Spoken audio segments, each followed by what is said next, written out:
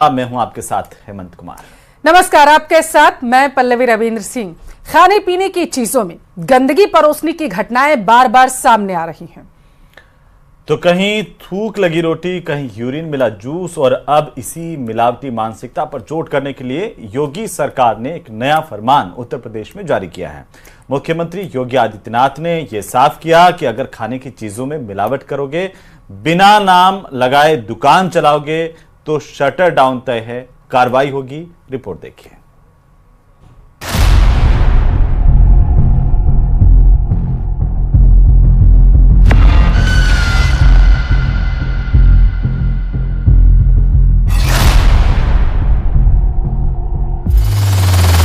अच्छा है, यहाँ पे जो मिलेगा कम से कम वो हापुड़ वाला जूस तो नहीं मिलेगा ना, या थोक लगा करके वे रोटियां तो नहीं मिलेंगी, या तो शुद्ध मिलेगा जो भी मिलेगा।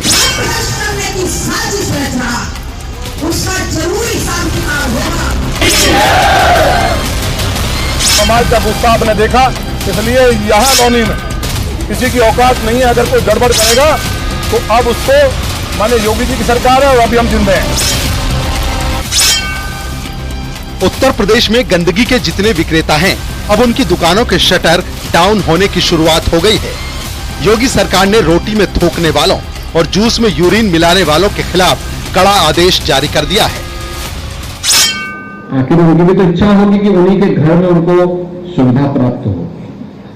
और अच्छा है, यहाँ पे जो मिलेगा कम से कम वो हापुड़ वाला जूस तो नहीं मिलेगा ना,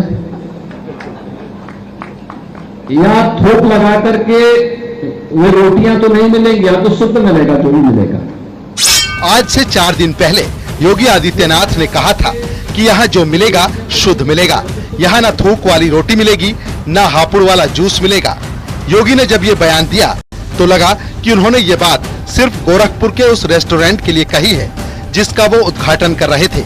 लेकिन आज ये साफ हो गया कि प्रधानमंत्री मोदी की तरह मुख्यमंत्री योगी भी बड़े फैसलों के संकेत पहले ही दे रहे हैं। योगी ने कहा, खाने पीने की दुकानों पर नेम प्लेट लगे, ढाबों और रेस्टोरेंट का वेरिफिकेशन हो, कर्मचारियों का पुलिस वेरिफिकेशन जरूरी है, रेस्टोरेंट्स पूरी तरह से सीसीटीवी से कवर हों और ढाबा मालिक साफ सफाई सुनिश्चित करें। गंदगी विक्रेताओं के खिलाफ योगी सरकार का ऑर्डर इसलिए जारी हुआ है क्योंकि यूपी में ऐसी कई घिनौनी घटनाएं सामने आ चुकी हैं, जिनमें कहीं कोई रोटी में थूकते हुए दिखाई दिया, कहीं जूस में यूरिन, कहीं जूस में थूकने वाला वीडियो सामने आया। ये तो बहुत पहले से होना चाहिए। आखिर जो ग्राहक है उसका अधिकार कुछ है कि नहीं है? जनता का अधिकार है हमारे लिए, जनता पहले महत्वपूर्ण है हमारे लिए, वो ग्राहक महत्वपूर्ण है। आखिर कोई चीज ले गया है, उसके खाने से उसकी तबीयत खराब हो जाती है, किसी के मृत्यु हो जाती है, तो जिम्मेदार कौन? वो पुलिस में कैसे शिकायत करेंगे जाके कि किसके यहाँ से क्या लाया जिसकी वजह से खाने से मृत्यु हो गई?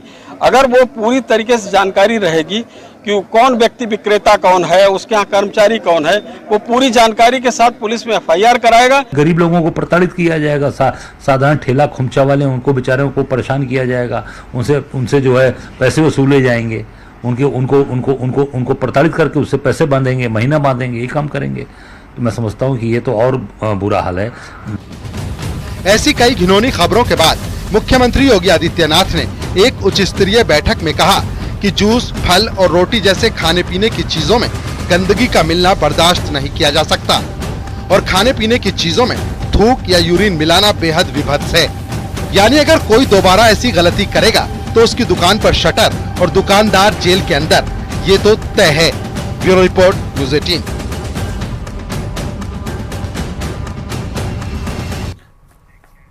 और चलिए अब बात करेंगे हरियाणा की सियासत की, जहां पर कुमारी सैलजा की नाराजगी का विवाद सिर्फ इतना ही नहीं है। माना यह जा रहा है कि इसके पीछे की वजह हरियाणा का वोट बैंक भी है, और चर्चाएं तो इस बात की भी है कि इसी वजह से हर राजनीतिक दल कुछ भी करके इस वोट बैंक को अपने पाले में लाने की कोशिश कर रहा है।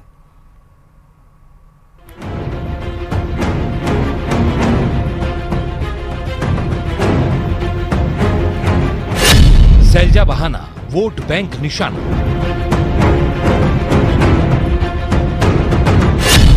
हरियाणा का वोट बैंक समीकरण। हरियाणा में पिछले कुछ दिनों में कांग्रेस नेता शैलजा की नाराजगी की खबरें बहुत सुर्खियां बनी। अलग अलग पार्टियों के बयान भी सामने आए, जिसके बाद सवाल उठे कि आखिर कुमारी शैलजा को लेकर बीजेपी के साथ साथ बीएसपी भी इतना उत्सुक क्यों है। दरअसल सिरसा से सांसद कुमारी शैलजा हरियाणा में कांग्रेस की सबसे बड़ी दलित चेहरा मानी जाती हैं और उनका दलित वोट बैंक पर काफी असर भी माना जाता है। हरियाणा में 8% पंजाबी, 7.5% ब्राह्मण, हरियाणा में करीब 21% दलित मतदाता हैं। राज्य की कुल 90 में से दलित समाज के लिए 17 विधानसभा सीटें सुरक्षित हैं, लेकिन दलित समाज का सियासी प्रभाव उससे भी कहीं ज्यादा है और माना जा रहा है कि कुमारी शैलजा के चुनावी कैंपेन से दूरी बनाए रखना दलित समुदाय में कांग्रेस के प्रति नाराजगी बढ़ा सकता है और हरियाणा में दलित वोटर किसी भी दल का खेल बिगाड़ने और बनाने की ताकत रखते हैं। ऐसे में कुमारी शैलजा अगर नहीं मानी तो कांग्रेस का चुनावी गेम बिगड़ सकता है, क्योंकि कांग्रेस जाट दलित समीकरण के सहारे ही सत्ता का वनवास खत्म करना चाहती है और यही वजह है कि बीजेपी से लेकर बीएसपी ने भी शैलजा की नाराजगी को मुद्दा बना दिया। माना जा रहा है कि कुमारी शैलजा की नाराजगी का कारण टिकट बंटवारे से भी है, क्योंकि कांग्रेस में हुए टिकट बंटवारे में हुड्डा खेमे को ही अहमियत मिली और शैलजा अपने 8 से 10 करीबी नेताओं को ही टिकट दिला सकी। इतना ही नहीं, वो अपने ओएसडी डॉक्टर अजय चौधरी को भी टिकट नहीं दिला पाई। ऐसे में हुड्डा खेमे के समर्थकों की ओर से की गई टिप्पणियों से शैलजा नाराज मानी जा रही हैं और चुनाव प्रचार से दूरी बनाए हुए हैं। ऐसे में बीएसपी और बीजेपी ने कुमारी शैलजा के बहाने दलित वोटों को साधने का दांव चला है। हरियाणा में कुमारी शैलजा का लगभग 21 सीटों पर बड़ा प्रभाव माना जाता है। पंचकूला, अंबाला, यमुनानगर, हिसार और सिरसा समेत 21 ऐसी सीटें हैं जहां पर शैलजा की नाराजगी पार्टी का सियासी गणित गड़बड़ा सकती है और ये सारी सीटें कांग्रेस की पारंपरिक सीटें भी मानी जाती हैं। सिरसा से ही कुमारी शैलजा इस बार लोकसभा चुनाव भी जीती हैं और इसी वजह से बीएसपी और बीजेपी सियासी फायदा उठाने के लिए कुमारी शैलजा को अपने पाले में लाने की कोशिश में हैं।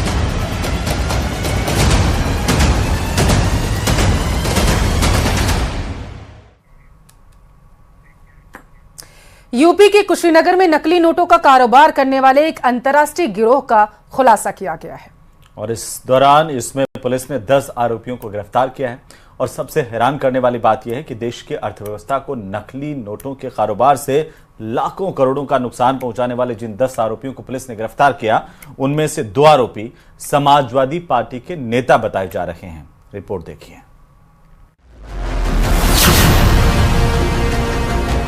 गुंडागर्दी इनकी पहचान थी, अराजकता इनकी पहचान थी। अगर इनके इतिहास के पन्नों को लड़ते हुए आप जाएंगे तो बहनों और भाइयों, काले कारनामों से इनका पूरा इतिहास भरा पड़ा है।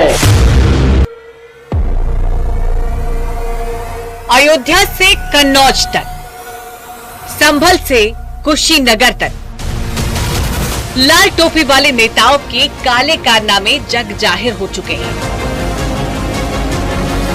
काले कारनामों से इनका पूरा इतिहास भरा पड़ा है। लाल टोपी है लेकिन काले कारनामों के लिए लोग जाने जाते हैं। लाल रंग में मत उलझिए, लाल रंग मां दुर्गा का है, लाल रंग सिंदूर का भी है। योगी बार बार कहते रहे लेकिन अखिलेश को यकीन नहीं हुआ। अब कुशीनगर से जो तस्वीर आई है, सपा अध्यक्ष को आंख कान नाक खोलकर देखनी चाहिए।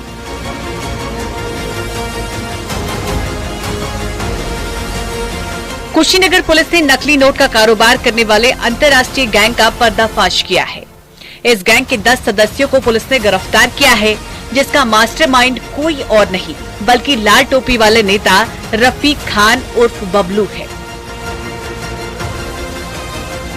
जाली नोटों में डील करने वाले ये 10 शातिर बदमाश है, जो गैंग है इनका, इनके पास से नेपाली करेंसी भी मिली है और इनके मूवमेंट की सूचना भी हमारे पास मिली है, जिसपे हमारी टीम काम कर रही है। फिलहाल इस गैंग के 10 लोगों की अरेस्टिंग हुई है, लेकिन इनके अन्य साथी भी हमारे रडार पर है। इसमें अन्य भी कार्रवाई करवाई जा रही है और जितने भी ऐसे लोग हैं जो इस तरीके की कार्रवाई कर रहे हैं, इन सभी को पकड़ के जेल तो भेजा ही जाएगा। फिलहाल पुलिस ने पूरे मामले की जांच शुरू कर दी है, लेकिन जो खुलासे हुए हैं वो बेहद ही चौंकाने वाले हैं। इनसे 5,62,000 रुपए के जाली नोट बरामद हुए, 10 तमंचे और 4 सुतली बम भी बरामद हुए, 30 जिंदा कारतूस और 12 फायर कारतूस मिले, 2 लग्जरी गाड़ियां और अन्य सामान बरामद हुए हैं। समाजवादी पार्टी नेता रफीक खान का नेपाल, यूपी, बिहार और बॉर्डर इलाकों में जाली नोट का नेटवर्क था। रफीक अहमद पर जिलों के कई थानों पर 11 गंभीर आपराधिक मामले दर्ज हैं। अब जब रफीक की गिरफ्तारी हुई है तो सियासी बयानबाजी भी शुरू हो गई है।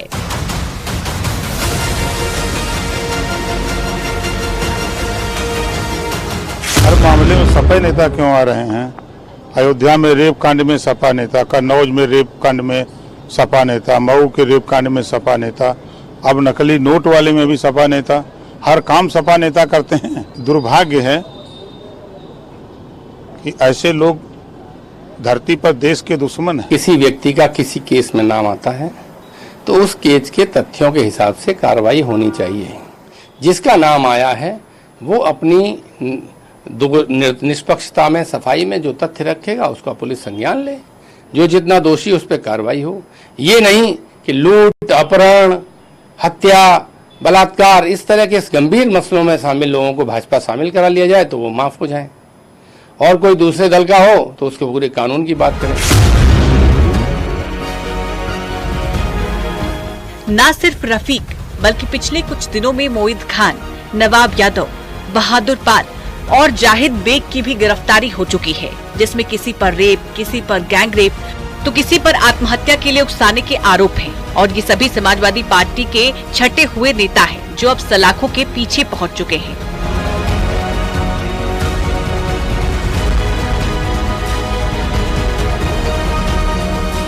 Bureau report, news 18।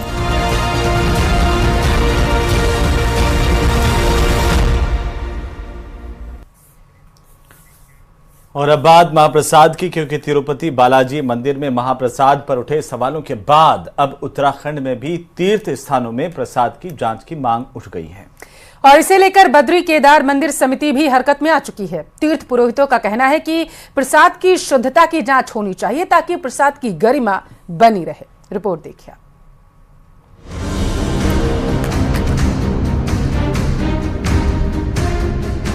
Tirupati Balaji में लड्डू के प्रसाद में मिले चर्बी और मछली के तेल के बाद मंदिरों में चढ़ाने वाले प्रसाद पर सवाल खड़े हो रहे हैं। और बद्रीनाथ धाम में भी आने वाले तीर्थ यात्रियों और स्थानीय लोगों का कहना है कि प्रसाद में शुद्धता का ध्यान रखना जरूरी है और जो घी बद्रीनाथ धाम में इस्तेमाल हो रहा है उसकी शुद्धता की भी जांच होनी चाहिए।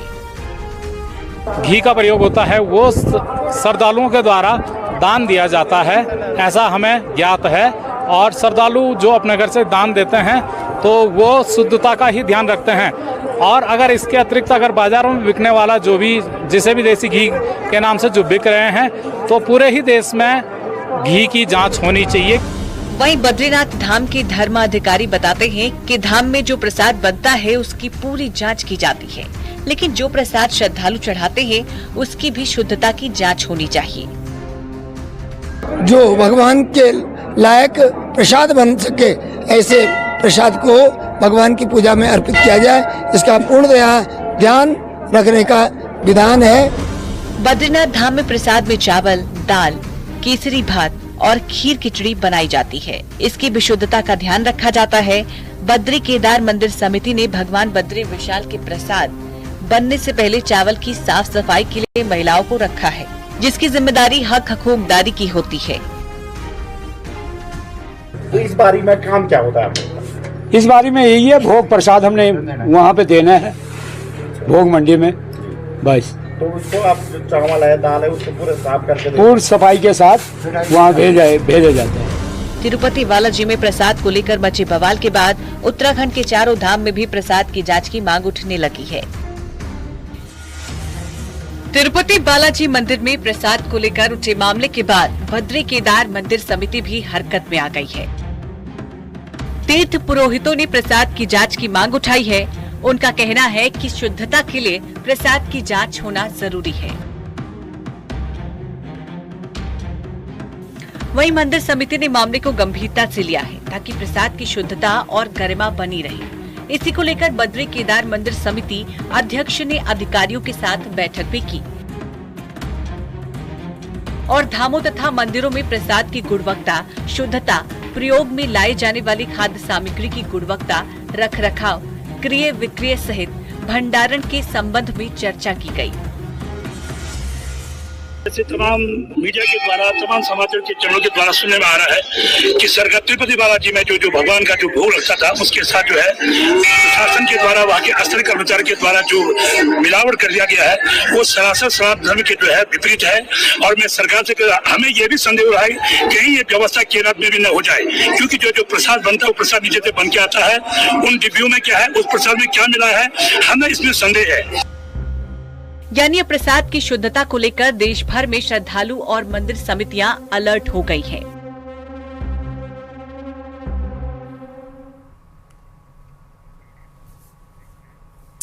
मध्य प्रदेश में एनसीईआरटी विवाद को लेकर मामला बढ़ता जा रहा है। एनसीईआरटी की कक्षा तीसरी की पुस्तक में लव जिहाद जैसे मामले ने तूल पकड़ लिया है। तो वहीं बागेश्वर धाम के पीठाधीश्वर पंडित धीरेन्द्र कृष्ण शास्त्री ने कहा कि अबोध बच्चों के मन में बचपन से ही गंदे विचार भरे जा रहे हैं। उन्होंने सवाल उठाए कि क्या अहमद के स्थान पर अविनाश, आदर्श, आकाश जैसे नामों का इस्तेमाल नहीं किया जा सकता है। रीना ने अहमद को ही पत्र क्यों लिखा, रिपोर्ट देखिए। दुर्भाग्य है, चिट्ठी का पाठ्यक्रम बच्चों को सिखाने के लिए अगर जोड़ना ही था तो अहमद की जगह अमर भी क्या हो सकता था। बाबा नाराज हैं। इनकी नाराजगी की वजह है एक चिट्ठी जो रीना ने अहमद को लिखी है। बाबा क्रोधित हैं। चिट्ठी आकाश को भी लिखी जा सकती थी, आखिर अहमद ही क्यों? यहाँ जिस चिट्ठी का जिक्र हो रहा है वो डाक से भेजी गई कोई असली चिट्ठी नहीं, एनसीईआरटी की एक किताब का चैप्टर है जिस पर विवाद खड़ा हो गया है। किताब में छपी चिट्ठी की शिकायत पहले भी की जा चुकी है और अब बागेश्वर धाम के पंडित धीरेन्द्र कृष्ण शास्त्री भी भड़क गए हैं।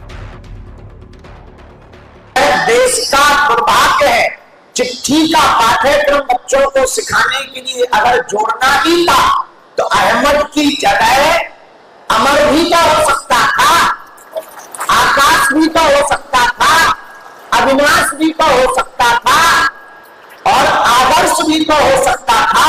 अहमद ही क्यों रखा गया? क्या प्रायोजिक तरीके से तुम हिंदुओं की बेटियों को इन अहमदों के चक्कर में पड़वाना चाहते हो? एनसीईआरटी की किताब पर पंडित धीरेन्द्र शास्त्री ने और भी कई बातें कही, लेकिन ये जान लीजिए कि माजरा है क्या।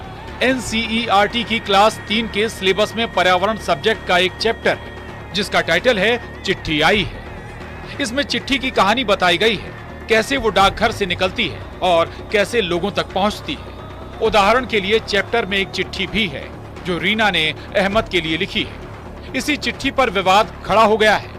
छतरपुर के ही राघव पाठक नाम के एक शख्स ने पहले इस चिट्ठी पर आपत्ति जताई थी और अब पंडित धीरेन्द्र कृष्ण शास्त्री ने भी किताब में छपी चिट्ठी पर कड़ा ऐतराज जताया है और लव जिहाद को बढ़ावा देने वाला बता रहे हैं।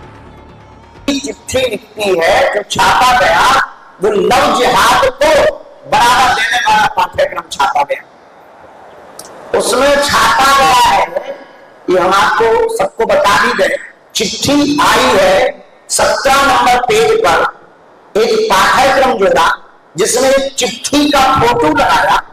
अहमद तुम बताओ तुम कैसे हो? हम सब दोस्तों को तुम्हारी बहुत याद आती है। आशा है छुट्टियों में तुम अगरतला आओगे। सभी बड़ों को प्रणाम, तुम्हारी रीना। पंडित धीरेन्द्र कृष्ण शास्त्री ने किताब को फौरन बंद किए जाने की मांग की है और ये पाठ्यक्रम को भारत सरकार जल्दी से बंद करे, सभी किताबें तुरंत वापस करवा है। इसको बदलवाकर अहमद की जगह आदर्श, अवनीश, आकाश, आदेश इन नामों का प्रयोग किया है। तो चिट्ठी आई है और विवाद लाई है। इस चिट्ठी विवाद में अब पंडित धीरेन्द्र कृष्ण शास्त्री भी कूद पड़े। NCERT किताब पर लव जिहाद को बढ़ावा देने का आरोप लगा नरेंद्र परमार, न्यूज़ 18 छतरपुर। तो वहीं काशी हिंदू विश्वविद्यालय के एक रिसर्च में बड़ा खुलासा हुआ है। यह रिसर्च मंगोलियन आक्रमणकारी चंगेज खान के DNA को लेकर के किया गया है। दावा किया गया है कि पड़ोसी मुल्क पाकिस्तान में 40% से ज्यादा जनजाति और दक्षिण एशिया के पुरुषों में चंगेज खान के अंश जो हैं हजारा जनजाति में पाए गए, लेकिन भारत में चंगेज खान का कोई वंशज नहीं है। समझिए रिपोर्ट में आप।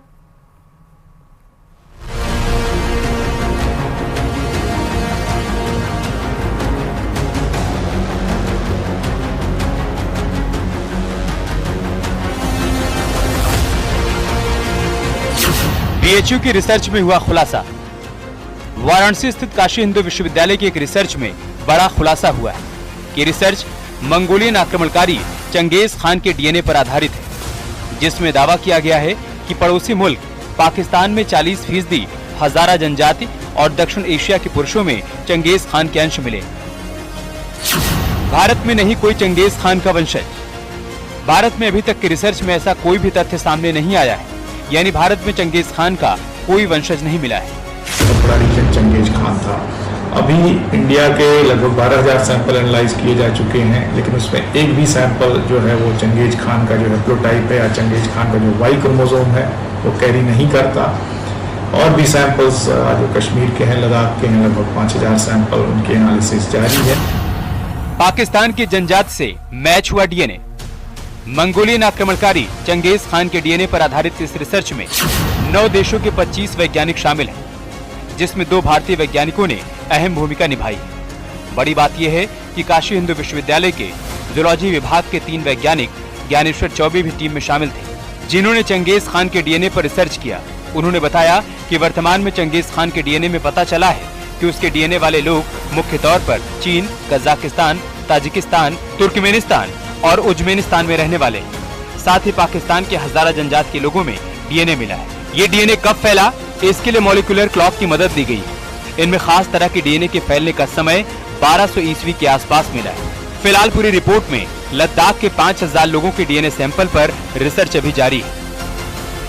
अगर हम देखें चंगेज खान का जो इतिहास है वो ये है कि वो सिंधु नदी तक उसने वो लगभग पहुंचा था। तो हजारा एक जनजाति है पाकिस्तान की, इसके लगभग 40 से 45% लोगों में ये वाई क्रोमोसोम पाया जाता है। और इसी के साथ फिलहाल के लिए इस बुलेटिन में बस इतना ही। यहाँ रुकेंगे एक छोटे से ब्रेक के लिए।